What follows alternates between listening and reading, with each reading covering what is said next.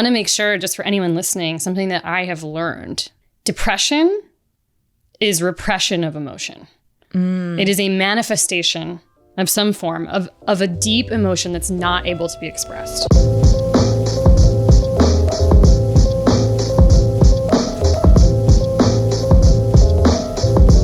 Hello, welcome back to Big Mood, everybody. We have not one, but two very special guests today. This is our unprecedented. We've never had two guests. We have never had two guests on one episode before.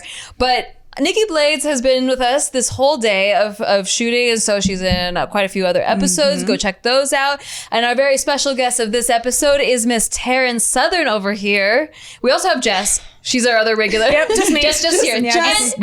It's Jess. But Taryn, I've known forever, like, oh God, like over More a than a decade decade now. Yeah. We're not, don't math anything. But Yeah, zero math. We were 5 when we 2 met. + 2 = 1. Yes. New math. Don't look it up. Don't Google it. But yeah, we've known each other a long time, and I feel like I've seen you through a lot of different things. And this past couple of years, because of the pandemic, I feel like a lot happened. And there's every time I catch up with you, I'm like, what else happened? And I think it's relatable to a lot of people out there, maybe. And dramatic. Yeah. Dramatic. Anyone out there got trauma they want to relate to? Anyone want to feel better about their trauma because holy shit, so much has Thanks, happened. Nikki. I'm happy to be the poster child for you can do it. Yes. You can do it. I was You telling can do her off camera that if I was watching the Taryn movie of the past 2 years, that I'd be like, the writers went a little far. Like, You're like, this wow. is not realistic. They took a left. They just keep pummeling her with stuff. Like, the character never catches a break. Like, what is this show? Like, where's the happy part? It's a terrible show. Yeah. I've decided the title of it is Taryn the Terrible. The title of Wow. the show is After Happily Ever. Oh. Because things were pretty good before they got bad. So. Okay, everyone take a break to cry. Just get it out now. I'm still laughing though, right? Yeah. Well, that's you gotta do. You gotta laugh through the tears. But let's just indulge people on maybe what's happened in the past few years. Yeah. So I think my crazy journey began actually before the pandemic. In May of 2019. Actually, my life was kind of a fairy tale at that time. I was engaged to be married to my favorite person in the world. I had a movie that I just directed that was premiering at the Tribeca Film Festival. Your engagement ring was a cat shaped one. cat. I remember that. Love cats. And so it sort of felt like a lot of the things that I was hoping for in life were moving in the right direction. And then the day that my film premiered at Tribeca, I found a lump in my underarm. And it was very odd. On the and day? Large. It was on the day. It was the my morning God. of. Like it just how appeared. dramatic is that? That day it just appeared. I had been sick. I got sick in New York. I think probably the stress of Like a lymph all node of thing the popped yeah. out. Okay. The film was a big deal. So it's like, yeah, I could see that. And I thought, well, maybe I just have a swollen lymph node. This is so weird. A few days later, while I was still in New York, a friend of mine's boyfriend was a gynecologist. And so I had him look at it because he knew a lot about women's health. He's like, I would go get that checked immediately. And so I did. And 2 weeks later, I was diagnosed with stage 3 breast cancer that had already metastasized to my lymph nodes. And I had a 2.5 centimeter by 2 centimeter tumor, as well as other tumors that were present in my lymph nodes. I didn't know it was that advanced by the time you found it. Oh my gosh. Yep. And 2 weeks after that, I started chemotherapy, and Oh my God, entire 2 weeks? It was like within a moved month quick, of I guess. Wow. within a month of finding it, I Wow. was starting treatment, and that began a year of just insanity in my life. That's what's called the inciting incident in the when the writers were like, okay, she finds a lump at the movie premiere. Oh my God. Because it's a big deal. Okay. And everyone thinks like, oh my God, we're celebrating. Yes. Yeah, let's jump right in there. Honestly, the it best is a part really good movie start. Like, I really want to watch this movie. I'm just like, what's next? Well, and what was sort of strange was my film was actually following 3 patients, all of whom had impaired function for different. One had paralysis, one was blind, and one had Parkinson's. So I had spent 2 years before that filming in hospitals. Wow. and watching them go through this terrible process of trying to find themselves in the midst of hardship. And all of a sudden I was the patient, and it felt like this bizarre, like life imitates art, imitates life, imitates like an art. Alice through Looking Glass. Like you just fell in the rabbit hole. Yeah. And so that happened. And then I won't even go into the details, but went through, a breakup with my then partner while I was in treatment. And that was its own version of harrowing. I don't know anything about it, but the man hater that lives like somewhere deep inside of me wants to think. I saw a statistic somewhere where women will stick by their men through anything, but the men always want to fuck off when the girl gets sick. I won't start. I don't even know your story. I know, you don't know the story, and you just know snuff what that the out fuck immediately. is going on. It's the top. It's the top. She smells it. Yeah, she smells. Hey, I smell a fucked up man in I this saw story. a man that couldn't live up to his obligation. I smell bitch man. I recognize that smell. Wow. And that was, moving out of my home on Thanksgiving of 2019. Right? 3 weeks. Let the audience catch up. Jeez. Bitch, it's Thanksgiving and you're moving out here on Thanksgiving, like not the day before, not the day after. Notification were you given a notice to? What is about a month and a half before. So Thanksgiving was the day, though. Thanksgiving was the day that I moved out, and the writers know she's gonna go home to family and stuff, and we'll get some cool scenes from that. It was so cinematic, strangely. Wow. It was very cinematic. My best friend was like helping me lug boxes out of my place. It was pouring rain in Los Angeles. It was one of those like Of course it's raining. It raining in LA. Thunderstorm. days. Tornado came through after that. And then I moved into my own place and I started radiation. Gosh, I was still healing from surgery at that point in time, and I think figuring out what we were going to do in terms of radiation. I think I started radiation a few weeks after that, and I ended up doing 6 weeks of daily radiation. So I was stuck in LA over Christmas by myself in my little home with my cat. It was very in this situation sad. That 2 months, maybe 3 months before, you never would have expected you to be sitting there. I was living my very best life. Yeah. 6 months. So the drop of a hat, it just everything changed. It felt like everything had been ripped from me, and then. This is where things get real fun. So a month later, so we're now in February, I believe, February 2020, so a year ago. This is a month before COVID.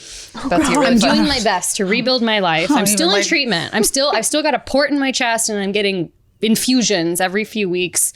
I had a very aggressive form of breast cancer, so they treat it's already it so aggressively. advanced with the tumors and.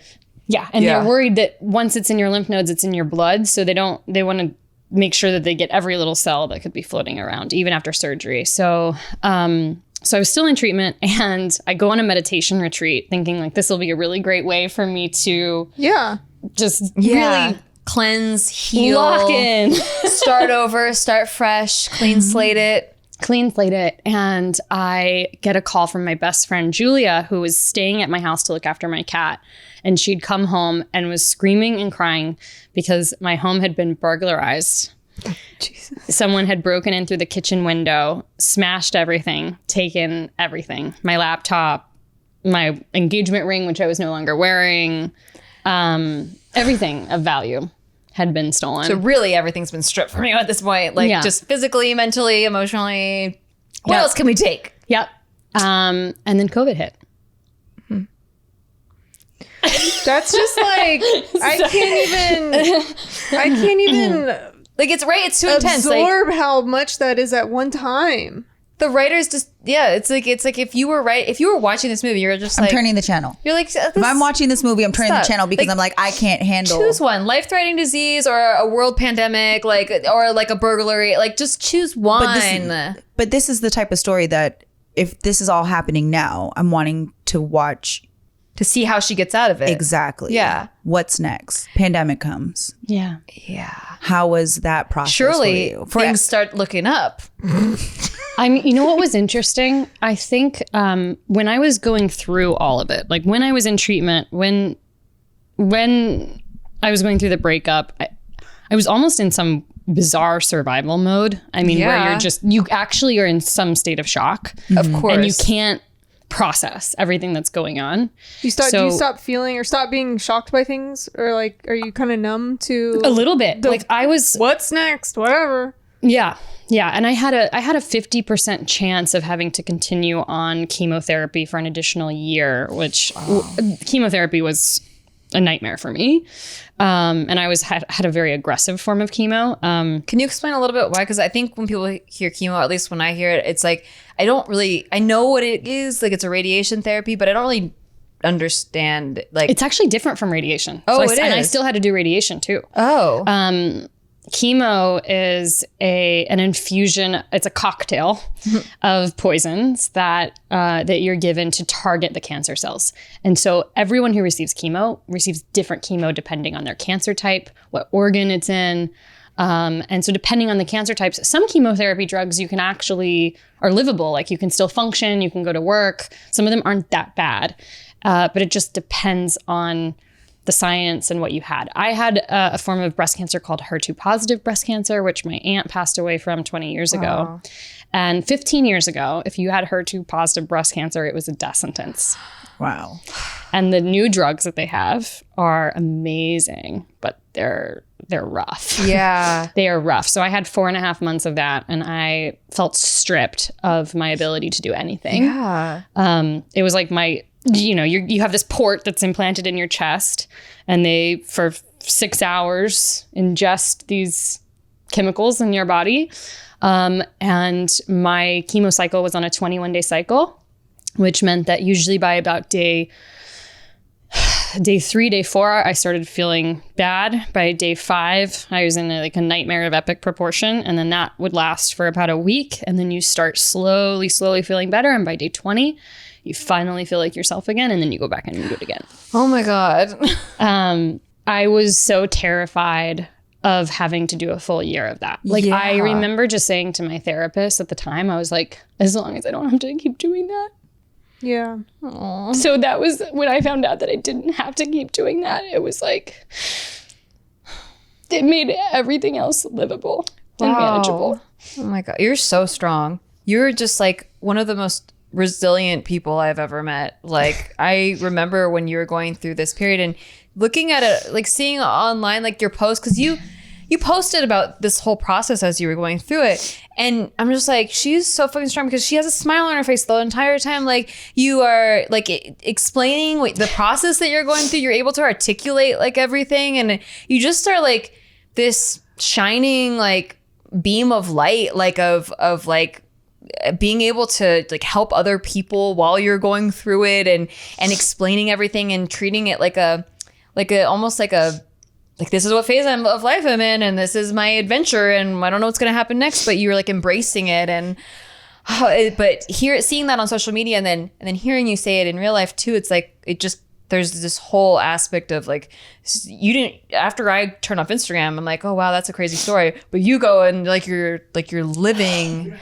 Thank you. I need that because it's going to, sniffles. Oh, thank you. Yeah. And it's painful when you're doing the chemo, when you're talking about it being rough, it's like, it's painful. It wasn't bad going in, and they give you all these steroids and drugs so that you just don't feel anything. It's the days after, as it starts attacking the cells in your body. It attacks all the cells in your body. Yeah. So that's why you get so sick to your stomach. That's why, the feeling in my stomach was unlike anything I've ever had before. It was almost like something was like eating me alive from the inside out. And then I had terrible nerve pain. So like shooting, every nervous system, like shooting fireworks throughout my whole body, which made it impossible to sleep. And was just very painful. And no pain drugs helped that either for me. So it was just, you cannot cope with trauma when you don't feel well. Right. Yeah. And so at least being able to go through what I went through subsequently, I wasn't in chemotherapy. Like I was able to have my mental wits about me. You went through a whole deeper level of pain that going through the breakup was like you know what? fine. Yeah. Right. Take it. Yeah. I got my bill, and even then you're sort of waiting for the shoe to drop. It's not like at any stage you're like, I'm clear. There's a whole joke with cancer patients, like you're good until your next scan. And the first 2 years are actually the scariest because you do surgery, but once it's in the bloodstream, you don't really know. So the first 2 years are really important. And I just got my second year clear scan this week. So Amazing. it's like such a big deal. Thank you, writers. Thanks for There's at least something I can hang on to. Right. Okay. We might get a second season. Okay, good. Yeah.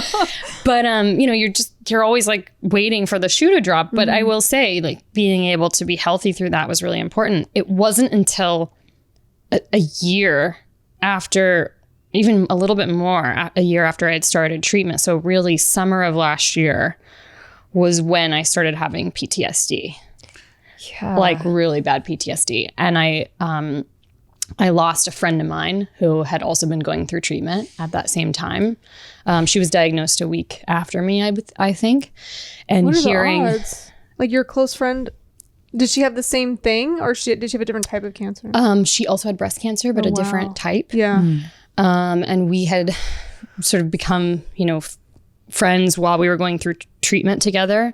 And so I just never anticipated that that's how things were going to end for her. And I think that also triggered, I think, a trauma response around just how serious this was. Right. Yeah. And so last fall, I spent a lot of last fall in serious therapy, like processing. I ended up going to Bali for 2 months in the middle of the pandemic. I figured out how to get to Bali. I was like, how did she get there? But good for her. I did an eat, pray, love, except it was just Yeah. mostly just, I think, praying. Yeah. I met with every shaman, every healer. I screamed at rivers for days on end, cried my guts out, and until I felt like there were no more tears left to cry. And at a certain point, like you do start to see like a crack of sunlight again. Yeah. Like you feel like you can't like cry forever. Like it empties out at some point and then it's clear for you to rebuild again. Yes. Yeah. Do you feel like you've reached a point where do you feel like you need, like, there was a point to this, or do you think like, I don't need that? Like I mean, how are you feeling now about kind of like as this trauma stacking and you like keep getting hit like more than most people ever do in their entire life in such a condensed amount of time? Do you feel like you're searching for a point to that, or are you okay that there's not a point to it? Or that's such a good question. And I actually think that last fall, the reason why I felt so depressed, and probably part of the reason I had a lot of trauma, PTSD coming back up, was because I had not yet found meaning in what I'd gone through. And I saw the death of my friend as something that felt, at that time, it felt pointless, and I was angry. I was angry that she was gone. And I just couldn't find meaning in any of it. And anyone who told me that there was meaning in it, I'm like, Just look at them like, fuck you. Easy You're for you full to of say. shit. Yeah. Yeah. And I think I had to just feel it and move through it, the senselessness of all of it, to get to a place where I can create, you can really only create meaning once you're on the other side, and you create it. And it's a story. We all have stories that we tell ourselves. And I've decided that I'd rather tell myself like a hopeful, optimistic story than something else. So through that process though, what was your motivation to want to fight the PTSD? Because a lot of people become victim to it, and we have lost so many people due to it. Suicide is a very, very serious issue that we're facing, and especially during the pandemic. How are you able to find something to want to fight for? Well, I mean, I think for one, I was like, well, I'm still here. Like, I'm still here. yeah. And that felt like enough. And then I also just feel like I have the most loving, incredible friends and community who just fought for me when I didn't have it in me to fight, and held me, like literally holding me while I sob on the ground. Yeah. And quite honestly, like another big part of this for me, I'm a huge advocate of plant medicine therapy. Okay. And that was a big component part of this. I mean, I tried a lot of different therapies. I started with EMDR, which is like a specialized sort of behavioral, I don't know if you call it a behavioral therapy. It's a specialized therapy that you can kind of find any therapist that does it. I found that very helpful. It's very good for trauma. But I also did, a handful of healing sessions with ketamine therapy, which is licensed and available here in Los Angeles. I'm very interested in that. IV you should get ketamine. a little deeper into that. I'm so curious Happy to see how that Happy goes. to. And we will get deeper into that right after a small break from our sponsors. I can't tell you how many times I've used DoorDash in the last several months. I don't even go anywhere anymore. Same. Yeah, it's every day, multiple times a day. I'm on DoorDash. I love DoorDash. I Make swear it that to you, easy. I love it. And the interface, like the user interface or whatever, I love it so much better than any of the other delivery There's a lot more apps. choices. Yeah, and it looks better. It's easier to use. It's the best app so far Food delivery on the app, market. for Yes, sure. DoorDash connects you with the restaurants you love right now and right to your door. And now you can get the grocery essentials you need with DoorDash too. Get drinks, snacks, and other household items delivered in under an hour. Ordering's easy. Open the DoorDash app, choose what you want from where you want, and your items will be left safely outside your door with contactless delivery drop-off setting. With over 300,000 partners in the US, Puerto Rico, Canada, and Australia, you can support your neighborhood go-tos or choose from your national favorite restaurants like Popeyes, Chipotle, and Cheesecake Literally Factory. what we did today. We Yep. got Cheesecake Factory. From the DoorDash From today. DoorDash. For a limited time, our listeners can get 25% off and 0 delivery fees on their first order of $15 or more when you download the DoorDash app and enter code MOOD. If you've been using any other app, just stop. Try DoorDash for a little bit. Stop. I swear, just stop and try Stop DoorDash. playing around. Stop playing around. 2022. Go to the best app. Actually, the reason why I picked DoorDash over all the other ones too is because I've compared the prices too and like the fees, and DoorDash it's the best option. Absolutely. That's 25% off, up to $10 value, 0 delivery fees on your first order when you download DoorDash app in the App Store and enter code MOOD. Don't forget, use our code MOOD for 25% off your first order with DoorDash. Subject to change, terms apply. FanDuel Sportsbook is an official sports betting partner of Super Bowl 56. And to celebrate, new customers can bet $5 to win $280 in cash on either team to win when you use promo code BIGMOOD when registering. That's right, you'll get your winnings in cold hard cash because we know that cash is always better than quote-unquote free bets. There's no better place to bet Super Bowl 56 than FanDuel Sportsbook. They've got tons of promotions for new and existing customers. They've got same game parlays where you can combine small bets for bigger wins. There's tons of Super Bowl props and more. Honestly, now that my Packers are out of the Super Bowl, RIP, I'm very sad about it. I gotta root for the Rams, gotta represent LA, gotta come through for my dad's favorite team. But I am very sad that the Packers aren't in the Super Bowl. However, I can still make money off the game by betting on FanDuel, and it's so easy to use. Don't miss your chance to turn $5 into $280 in cash. Download the FanDuel Sportsbook app and use promo code BIGMOOD to make every moment more this Super Bowl. Again, promo code BIGMOOD exclusively on FanDuel Sportsbook. Disclaimer, you must be 21 and over and present in Arizona, Colorado, Connecticut, Iowa, Illinois, Indiana, Michigan, New Jersey, Pennsylvania, Tennessee, Virginia, or West Virginia. New users only. $10 first deposit required. Must wager in designated offer market. Max bonus $150. Bonus for Tennessee users fulfilled in site credit within 72 hours. Tennessee site credit expires 14 days after receipt. Restrictions apply. See full terms at sportsbook.fanduel.com. Gambling problem? Call 1-800-GAMBLER or visit fanduel.com/RG in Colorado, Iowa, Michigan, New Jersey, Pennsylvania, Illinois, and Virginia. 1-800-NEXT-STEP or text NEXT STEP to 53342 in Arizona. 888-789-7777 or visit ccpg.org/chat in Connecticut. 1-800-9-WITH-IT in Indiana. Tennessee Redline 1-800-889-9789 in Tennessee or visit www.1800gambler.net in West Virginia. Okay. Everybody take a deep breath before we get back started. And you need it. Yeah. But your strength, I know there's so many people watching right now, whether they've been going through it or family members or friends of those that have gone through it. I watched one of my best friends, her daughter, go through treatment actually during the pandemic as well. She's about like 8 years old. And I remember the effects that it had on the family. And I remember how much, even though we knew it was her going through it, but everyone's strength throughout the process to be there to help her. So just to hear what you went through and your fight to make it. Again, I go back to that because some people, it's just so hard and they don't have the support system. Mm-hmm. But to see you find that purpose and that reasoning and then looking at those around you and seeing that you had people that loved you, that your fight was like, you're fighting not just for yourself, but for them as well. So I just want to commend you on that because that is absolutely beautiful. Thank you so much. Thank you. So you started getting therapy and you were talking about plant therapy or plant medicine. Yeah.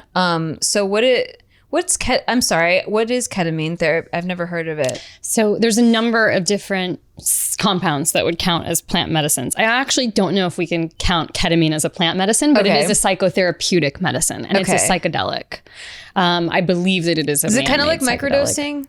Nope. Ketamine is like, you want to go to the moon? Okay. They use ketamine in veterinary science, right? Yes, it's a horse tranquilizer, but it's also used in surgery centers for certain people that can't be sedated with certain types of anesthesia. They use ketamine. I've only heard of ketamine in a very Like in a inappropriate. club I've heard about the cable. People get into the cable. And same. By the way, my first experience hearing about ketamine, I was actually at Burning Man, and someone was like in a stupor. In a sand hole, and I was like, "What's happening over there?" And they're like, "That guy's in a cage." And I'm like, "That looks terrible." You're like, but I'm gonna figure it out. Okay. So yes, you witnessed it before even trying it. Yeah. How was? Well, that wasn't in a controld manner. No, Though, I mean, with the licensed therapist. but still, the thought of it, you've seen it used outside of that environment, was not interested. And now it's presented to you as an option to help you through what you're going through. Now, how did you come to that conclusion that you wanted to go this route with your therapy, with your healing? So I had tried previous to this, when I've been through some other bouts of stuff. I think it starting in my late 20s was when I first started getting into healing plant medicines. And so I had done psilocybin journeys, ayahuasca, and I had found interesting enough results to be open-minded about it. Yeah. You know, of course, while I was going through chemotherapy and treatment like that, you don't want to put anything in your body that could. Yeah. I mean, that was like a psychedelic enough experience. But as I was starting to emerge and feeling physically better and feeling this trauma come up again, I just had a sense that like just regular run-of-the-mill therapy wasn't going to do it for me. The EMDR was helping a lot. But I met with a ketamine therapist who had come highly recommended. She works in Venice. This woman, Lauren Taus, she's amazing.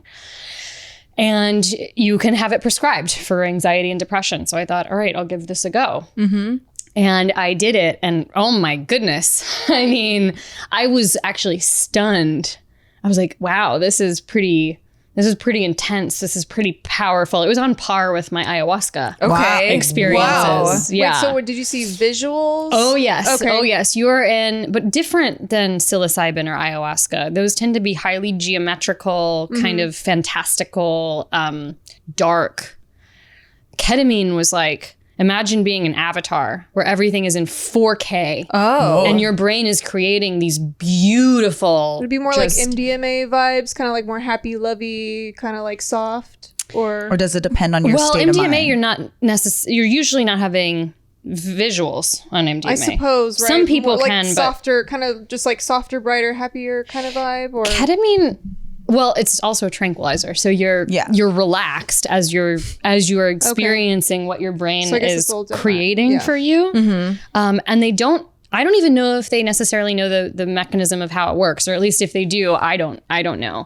But it has shown to decrease symptoms of depression in treatment-resistant depression patients and anxiety. And I think something that happens, which is what happens with other psychedelics as well, and why they are so powerful, is there's this separation that you suddenly experience from your own experience. So you know how when you're in trauma, it's this overwhelming physiological experience that takes over your body. You cannot separate yourself from that, from what's happening. Did you realize your body was like the avatar? Like you started looking at yourself as like, this is your physical form, but it's not. Like you could zoom out of your body, kind of like. She had ponytail sex, is what she was trying to say. Not that kind of avatar, but did you have the separation? Was it?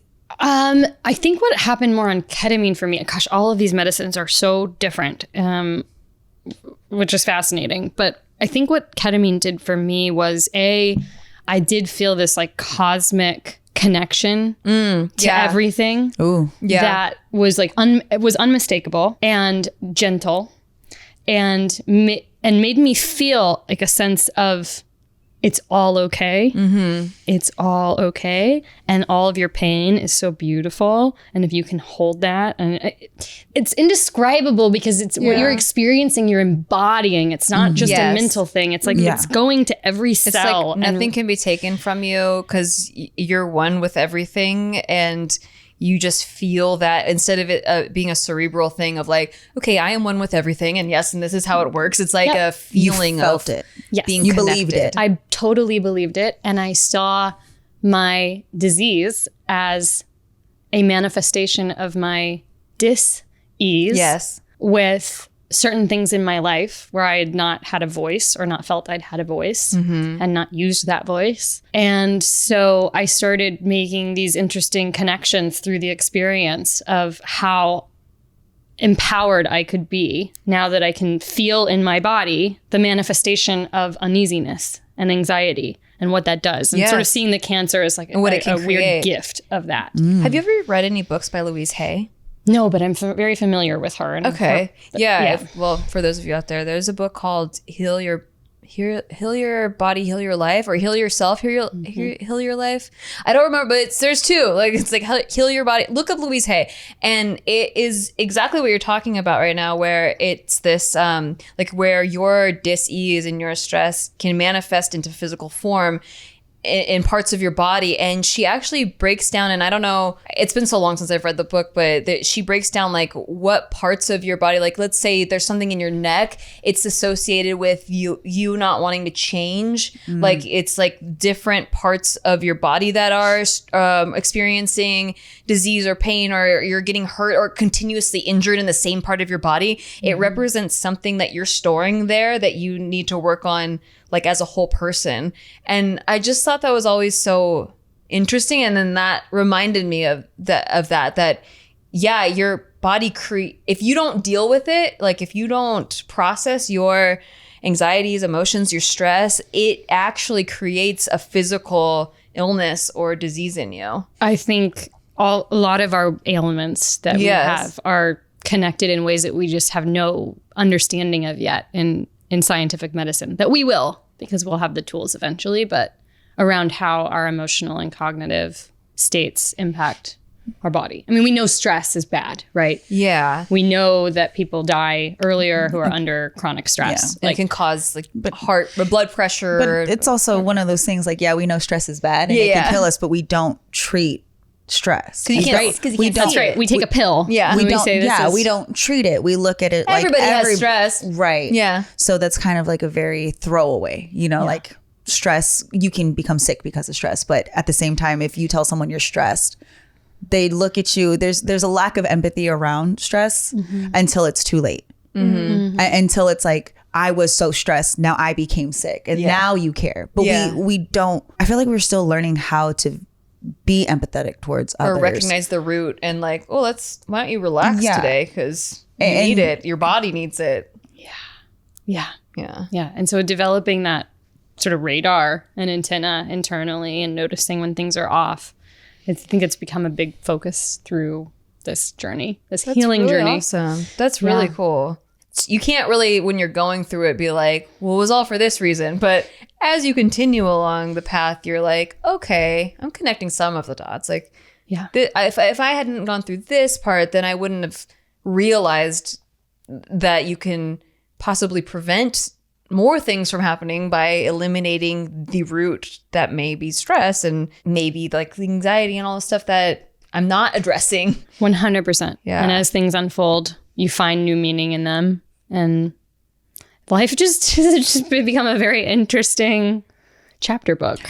I was going to ask, going through everything you've gone through, how do you view life? If someone was to ask you, describe your life right now, how would you describe it in this moment to somebody, like as simple as possible? Well, I chose something very dynamic. High amplitude. No, I mean, oh man, that's such a great question. And I feel like I don't have a good, simple answer other than I do feel incredibly grateful to be here. And even with all the pain, it still feels worth it. And I I do see myself on a mission to make every day, every moment, this life as adventurous as possible. And that means that I might get more of the bad with the good when you make choices that are out there. But it feels worth it. It feels worth it. I'm like, High risk, I high totally reward. believe we only get one of them. Wow. And so I'd rather, exactly. Yeah. High risk, high reward. I'd rather take as many risks as possible. I feel the same way. Do you feel more human going through everything you've experienced? Like, is this something that made you feel more connected, not only to the universe, but kind of to other people? Yeah. I think I'd lived a pretty good life up until a couple of years ago. I don't think I'd been through a whole lot of traumatic events, and I have so much more compassion for people that do. And I am so grateful. I mean, how lucky am I that even in the midst of everything that I was going through, that I had the time and the resources to actually be able to seek out healing. Yeah, and Like be people able with to- kids who don't have money, who are struggling to make ends meet, and who are dealing with disease, ailment. I mean, the trauma can be so intense for so many people, and they're not able to take the time and energy to actually get the healing that they need. And that breaks my heart. because they still have to be the caretaker even when Yeah. they're not being able to take care of themselves. Yeah. How many people get to go take 2 months and go to Bali? Yeah. Wow. That's a good perspective to have on that. Of all what I'm hearing right now, I feel like you've learned you've got a much more in-depth, more enriched perspective of the human experience. Is there any thing that maybe you would tell even Taryn from a few years ago, about what we don't know about the human experience? Oh, these are such good questions. I feel so unprepared. I think I am still. I'm still. don't have to I'm also have a still a perfect student. answer. Like I'm That's- still. that's I'm what I like still about in it. Yeah, is that we haven't gotten to some of the stuff yet, but it's after all this, you're learning. You're learning so much. There's more. But then you're thrown back into okay, let's put you back into the everyday heartbreaking situations that the rest of the species is going through as well. So I take it now that you are working on yourself, you have re-entered society, and the story The continues. story did continue. All right, Yeah. so now we are back. I mean, I think part of it's like the universe just wants to make sure that things don't get too good. You know? Yeah. It's like, hey, remember that shit that I told you? I give you a powerful lesson. Did you learn it? Did you learn it? Did you learn it? Did you learn it? Damn. Did you learn it? Don't get too complacent. All right. But I also, I mean, and I will also say this, there's, I recently took a new job. That was Congrats. a big, thank you. And that was a really big change for me. I'd never had a job in my life. Yeah.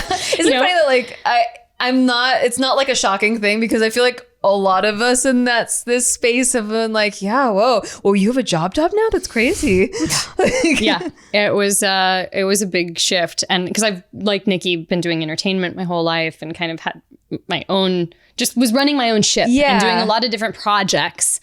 And that level of instability while going through treatment and coming out of end of a relationship was very unsettling.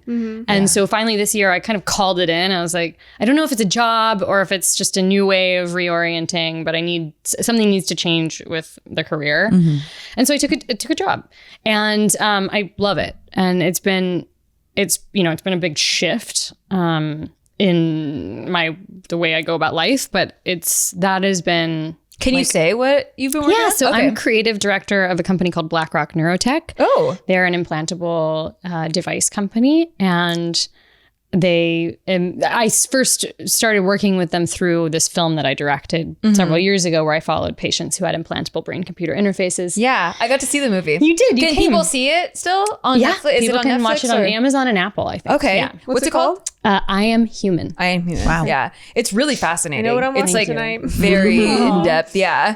About the implants. The implants, yeah. And so this company that I'm now working with, they actually make the technology and the platform that allows for people to move again and see again and hear again, and these truly miraculous things that we're able to do to the human body, engaging with the brain. And I get to do sort of everything creative related to the company. And so it's in a weird niche It's your world two that I happen to passions. know about. Yeah. And I get to do all this really cool creative work. So That's so cool. And have consistency.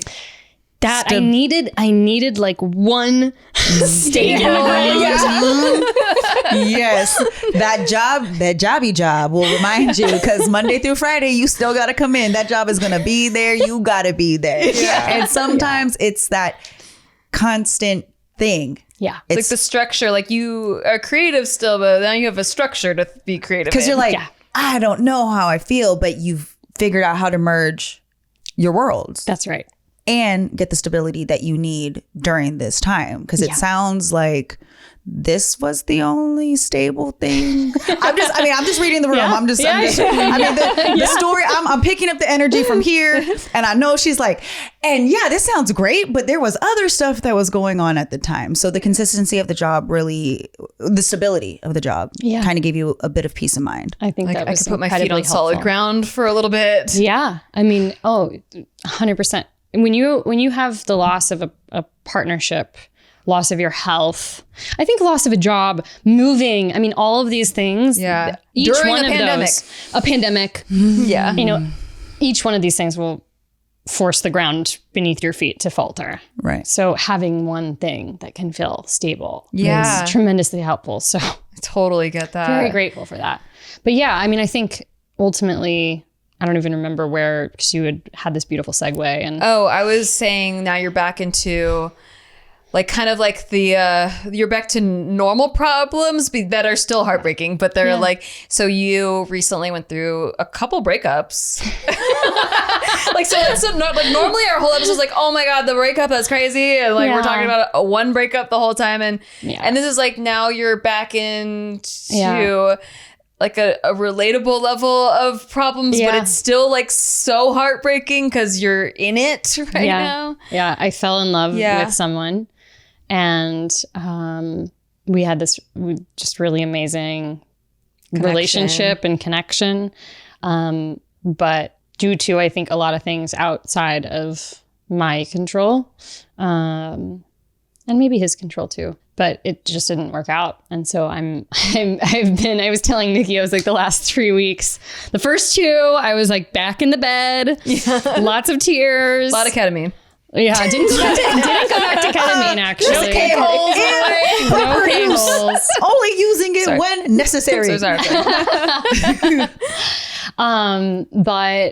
But yeah, I'm now like, I think I'm coming out of like, I think I'm in week 4. That's post still very breakup, fresh. so it's still fresh. It's very sad, but it's also but I also feel I'm already getting to the place of total gratitude, like the fact that I could even fall in love with someone again. Yeah. That was, I didn't know it was possible. That's after what I'd huge. gone through. That's kind of Right. what I'm feeling just as a normal person, like without having gone through all of the trauma that you've been through. Sometimes I'm like, I really don't believe that I'm gonna fall in love. Like, and I'm only 34. I've got so many years ahead of me, but part of me in my soul is like, I just don't think I'm gonna fall in love again. So even just having it for a short period of time is still beautiful. Yeah.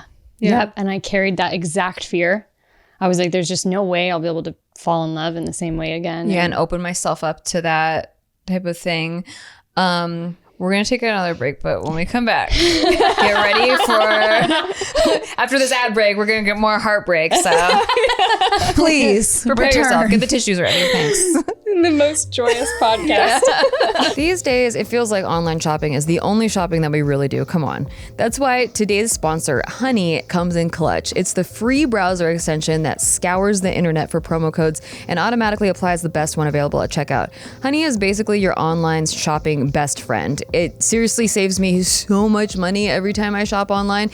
I mean, these little $2 savings, $5 savings, $15 savings, they really add up over time to where Honey's probably saved me hundreds of dollars, no cap. Here's how it works. You get Honey on your computer or iPhone for free by going to joinhoney.com/bigmood. Then when you're shopping on one of your favorite sites at checkout, the Honey button will automatically appear and all you have to do is click apply coupons, wait a few seconds, and then Honey will search any available coupon coupon for that site. And if Honey finds a working coupon, you'll watch the prices drop. It also lets you know, like, if you already have the best price, which I think is pretty honest and pretty cool of them to do, but you know for sure that you're getting the best price at checkout when you're using Honey. It saved me just a ton of money on all the websites, on Urban Outfitters, every time I shop for clothes, every time I shop for makeup at Sephora. Honey is always saving me money. If you don't already have Honey, you could be straight up missing out. And by getting it, you're doing yourself a solid and supporting the show. So get Honey for free at joinhoney.com/bigmood.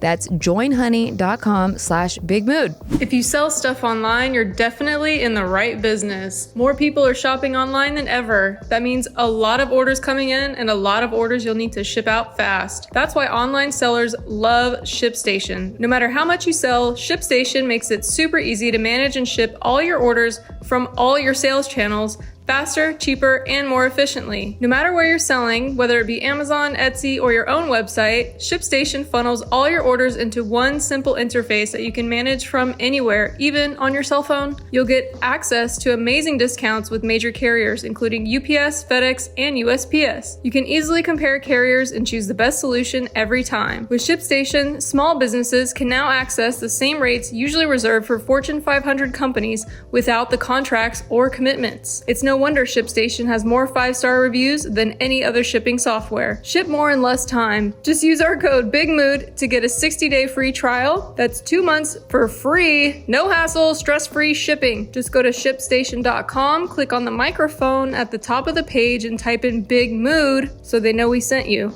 That's ShipStation.com. Enter offer code BIGMOOD. Make ship happen.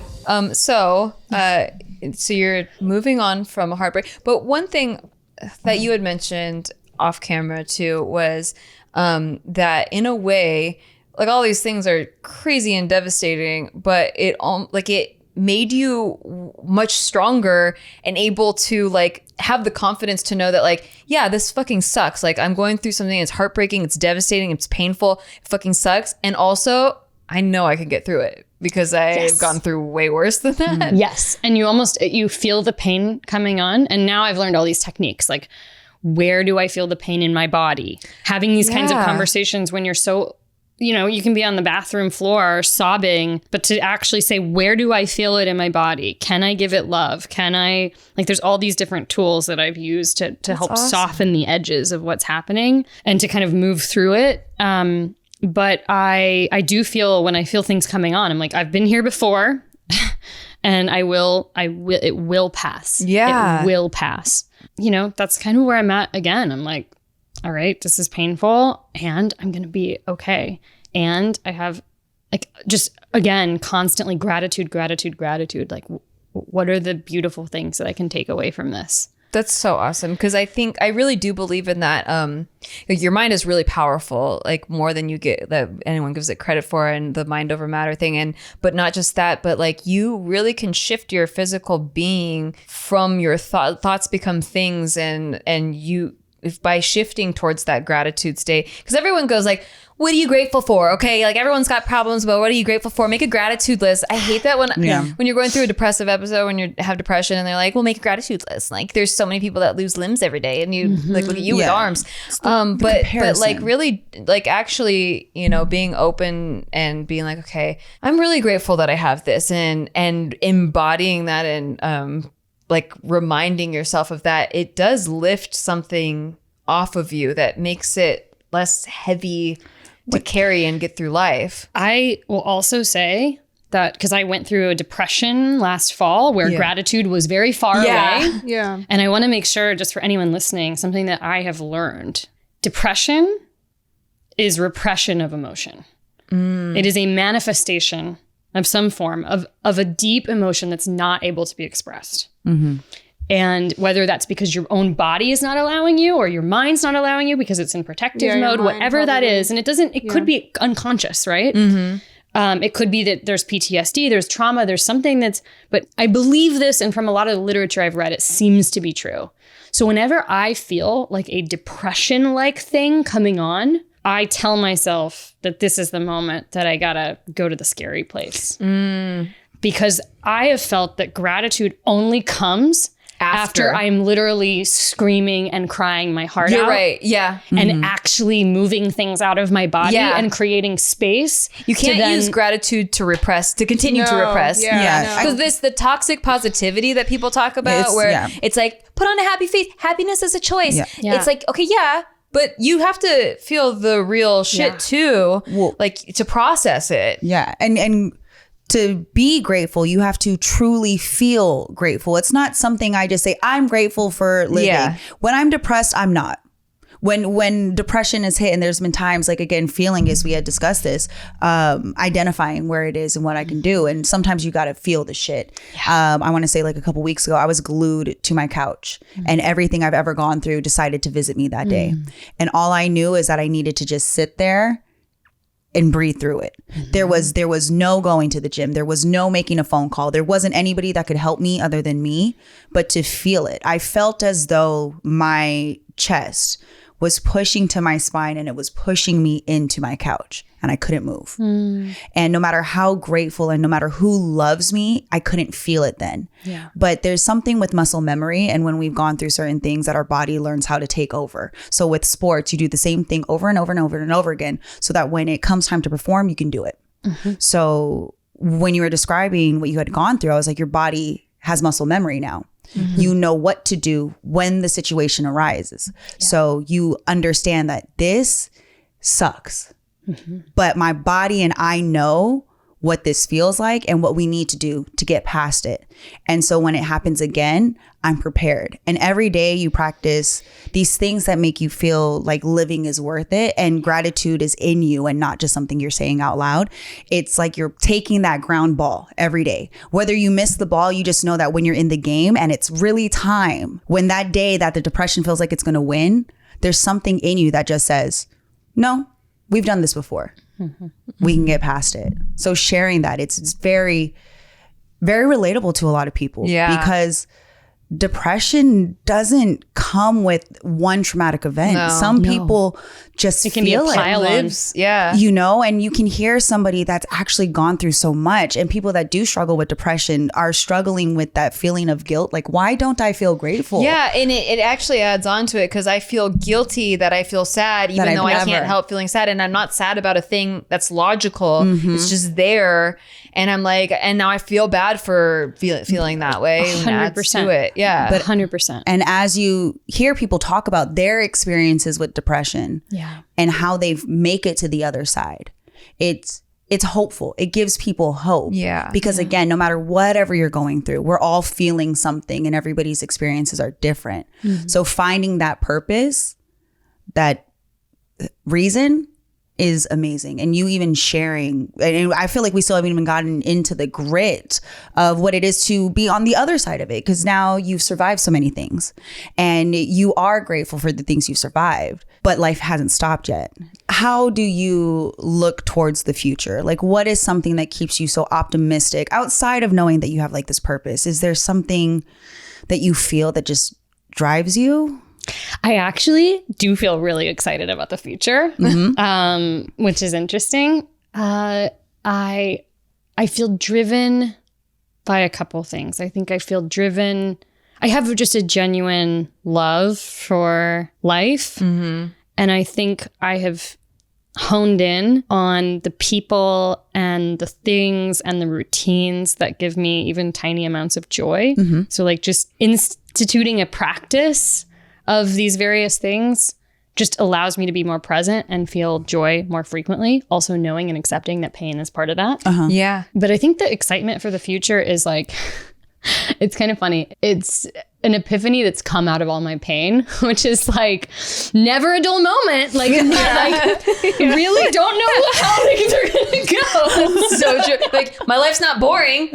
No, it's really not boring. I had a girlfriend call me a couple months ago, and she was like, Taryn, you really have chosen the most dramatic movie. You're like, welcome to Blockbuster. Your soul, if reincarnation happened, like if you believe in that you choose your life before you come back to Earth. Taryn? Oh, man. You chose an interesting one. I think what happened was you tripped and then you like fell on all, you hit all of the buttons. All of it. Like you smashed like, all the buttons all the way down. Penthouse. I'm going to the. Oh, shit. Yes. How did I fucking end up in this goddamn basement? Or last Taryn was an accountant. I was so bored.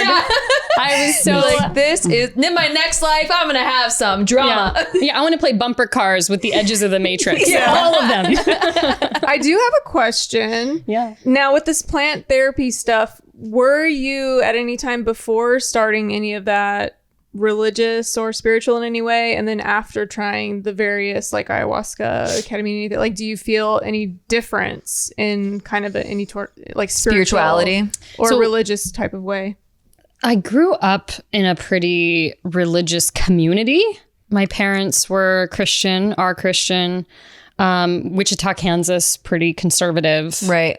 mostly Christian. So those were the beliefs that I was raised in. I would say by college, I had really turned away from a lot of the traditional beliefs that I'd been taught, and would have identified as an agnostic through, all of my adulthood, basically.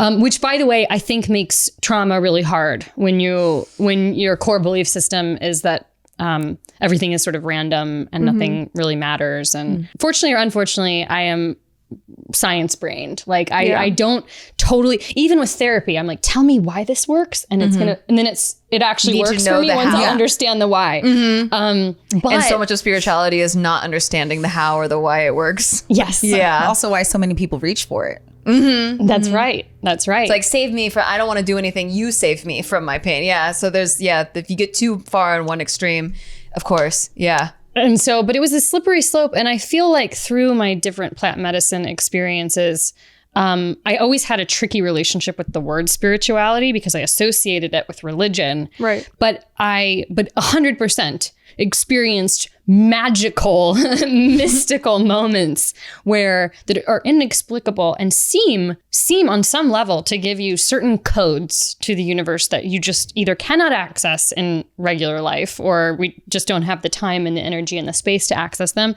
And so I think in my new version of self, I sort of have this belief that science actually is the language of mysticism, but we just don't have all the tools yet. Oh, I got so many books for you. Yeah. Oh, I can't wait to share them with you. And so I have a much more flexible view of Is there any type spirituality. do you feel like when you, I don't know if it's appropriate to say you crossed kind of into like a place where you got closer to the spirit of the universe? Yeah. Did you feel like it told you anything that like we should know? Like, do you have any Oh yeah, girl. I didn't even think about messages that. from the other What'd they say? side for us? What did they tell you? Yeah. Well, oh my gosh. And it's always so, I wish I should Give spend us more the time. codes. I should spend more time like writing, because I Yeah. think there's so much power in distilling down or trying to translate concepts that you learn while on plant medicine. Right. I did an ayahuasca journey in January in Bali, and I hadn't done it for 10 years. So I was actually really scared because ayahuasca, I'll just say, it kicked the shit out of me. Was when it I did different? it 10 It years seems ago. violent. Okay. It seems very violent. I was like, I'm never doing that again. Right. But it was weird. I felt it in every cell of my being that it was time for me to meet Mother Ayahuasca again. Oh, Yeah. Oh, You got to Lord. follow that You guys. intuition. Man, I've been You looking at guys? that unknown number like, not today. not ready for you, mama. I don't care about my car insurance. Don't call me again. Oh my God. And it was, I have chills thinking about it again. It was one of the most beautiful experiences I've ever had. I went in, I took the medicine, and you go in and you're like in the vortex of another reality. Yeah. And I immediately felt like the inner voice that was coming, it was like emanating from all my cells. And you feel as though every cell in your body is downloading information from the universe. Yeah. And that you're able to actually see underneath the curtain of like what you're made up of. And it's almost like if you're like traveling through your own brain, you're seeing where these little behaviors and these beliefs, where they originated. And you're like walking through the old memories of the memories of the memories. And you feel like you're actually downloading the things from the generations before you in your family ancestry and the trauma that's been passed down. It feels like so all encompassing, but the thing that happened, like the instant that I entered the journey, was the voice in my head. And some people call it Mother Ayahuasca. They say it's like, she's the thing. What happened to me was like, no, this is your voice. This is your highest self voice. Yeah. And she's come into this journey to tell you, oh man, I'm going to get emotional. But it was just like the message was something along the lines of, you are your own God. You are your own shaman. You don't need to look externally for all the answers. Like, you have it within you. It's like, it's all there. And everything that you've gone through, it just showed me like how strong I was. Mm-hmm. And I just felt so much gratitude. And it was, I don't know. It's so hard to put it into words. But it's hard to translate it. But it's hard to translate it. But it's just this knowing that everything that we have is right here. And so I guess like it sounds almost blasphemous. So I have to be careful how I say this. Right. But it was a version of it like God is in you. Yeah. You can access that. God is everywhere. It's like, that's the whole connectedness thing that I'm like, it's so funny because all these religions are separate, but the same base idea of God is within all of us. It's like you hear that message again through plant therapy, through ayahuasca, through, whatever trips or whatever. It's like you are all receiving the same message, just have different faces to the message. And that's why that's why I choose to believe that spiritual part. Well, I feel it for one, but also like I think it's the same thing, like calling it God or the universe or source or whatever is light. It's the same. It's in all of us. And even if you want to get sciencey about it, like we're all made of the same matter. Like we're all like the entire universe has the same matter to it. So we're all the same. Yeah, that's right. Yeah. And it's interesting because you're like, well, what does that mean? What is that light or source or God? And I think it just like, it begs a certain thing from all of us, which is an adherence and a trust in who we are and living like every day with authenticity and vulnerability and with an awareness of that.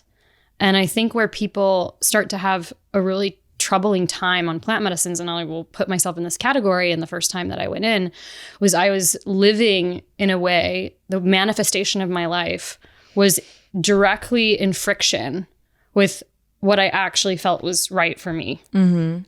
And so going into a plant medicine experience where you're just stripping all of it away and you're seeing all of these areas in which you might not be living your most authentic life, or you might not be like looking at your pain. Well, it's like then it will show you. Yeah.